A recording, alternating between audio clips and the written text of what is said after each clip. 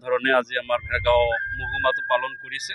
ইয়াত আমাৰ ৰাতিপুৱাৰ ভাগত শ্বহীদ তৰ্পণ আৰু ৰাষ্ট্ৰীয় পতাকা উত্তোলন কৰা হৈছে। লগতে আমাৰ ভেৰগাঁও মহকুমাৰ অধীনত বিভিন্ন ফিল্ডত যিসকলে এচিভমেণ্ট পাবলৈ সক্ষম হৈছে বা যিসকলে ভাল ফল দেখাবলৈ সক্ষম হৈছে, খেতিয়ক, চাকৰিয়াল বা অন্যান্য ক্ষেত্ৰত তেখেতসকলকো সম্বৰ্ধনা জনোৱা হৈছে। আৰু আমাৰ ভেৰগাঁও মহকুমাৰ বিভিন্ন বিদ্যালয়ৰ পৰা ছাত্ৰ ছাত্ৰীসকলে ইয়াত পেৰেড দেখুওৱা হৈছে। সকলোকো মই স্বাধীনতা আমাৰ ৭৫তম গণতন্ত্ৰ দিৱসত উপলক্ষে মই শুভেচ্ছা যাচিছোঁ। আৰু আমাৰ ভেৰগাঁওবাসীক আমি অনুৰোধ কৰিব বিচাৰিছোঁ, আমাৰ সকলো বিভাগক ৰাইজে যাতে সহায় সহযোগিতা আগবাঢ়াই যায়, আমাৰ সকলো বিভাগৰ কৰ্মচাৰীসকলক যাতে শ্ৰদ্ধা কৰে, জনপ্ৰতিনিধিসকলক শ্ৰদ্ধা কৰে আৰু সকলোৱে কৰ্মচাৰীসকলে ৰাইজৰ কাৰণে ভাল কাম কৰে। মই সেইটোৱে আজিৰ এই ৭৫তম আমাৰ গণতন্ত্ৰ দিৱসত মই ধন্যবাদ আৰু জ্ঞাপন কৰিছোঁ। আমাৰ আজি যি ৭৫ সংখ্যক গণতন্ত্ৰ দিৱস আমি পালন কৰিছোঁ আৰু আপোনালোকে দেখিছে ধুনীয়া এটা পৰিৱেশ, সকলো ওলাই আহিছে। ইয়াতে আমি মাৰ্চ পাষ্টৰ টীমেও হওক বা আমাৰ যি ষ্টুডেণ্টছসকল সকলো আহিছে, তেওঁলোকৰ অভিভাৱকো আহিছে, ৰাইজ ওলাই আহিছে আৰু যি ধুনীয়া এটা পৰিৱেশ বুলি মই ক'ব বিচাৰোঁ।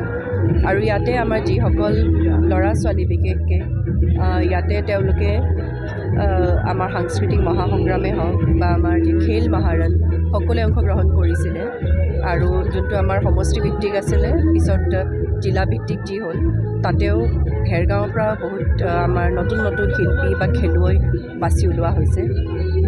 ধুনীয়া এটা পৰিৱেশ বুলি আমি ভাবোঁ আৰু আগবাঢ়ি যাম বুলি আমি আশা কৰিছোঁ। বৰ্তমান সময়ত মহকুমাৰ বিভাগ আছে, তেওঁলোকৰ আমিতো মান্থলি যি ৰিভিউ হৈ থাকে সেয়া আমি কৰিয়ে আছোঁ আৰু তেওঁলোকক তদাৰক হিচাপে আমি চাই আছোঁ।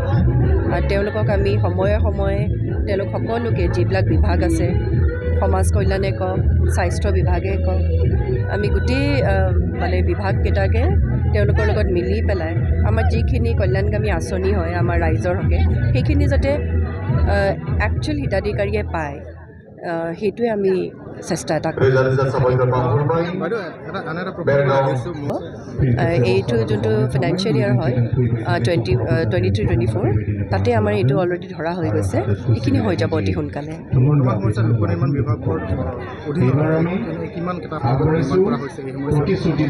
এই সময়ছোৱাত চাওক ডাটা মোৰ ওচৰত নাই, বিকজ আৰু বাকী তেওঁলোকৰ বহুতখিনি তেনেকুৱা ৰাস্তা লোৱা আছে আৰু এইটো ফাইনেন্সিয়েল ইয়াৰতো তেওঁলোকৰ প্ৰপ'জেল কেইটামান আছে।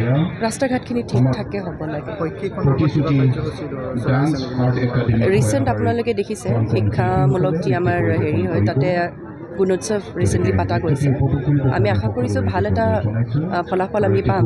ভেৰগাঁও মহকুমাৰ অন্তৰ্গত যিসকল বিদ্যালয় আছে, LP স্কুল হওক, ME স্কুল হওক বা হাইস্কুল, ভাল এটা ফলাফল আমি পাব লাগে। যোৱাবাৰতকৈ ভাল হ'ব লাগে এইবাৰ গুণোৎসৱৰ ৰিজাল্ট, সেইটো বুলি আশা কৰিছোঁ।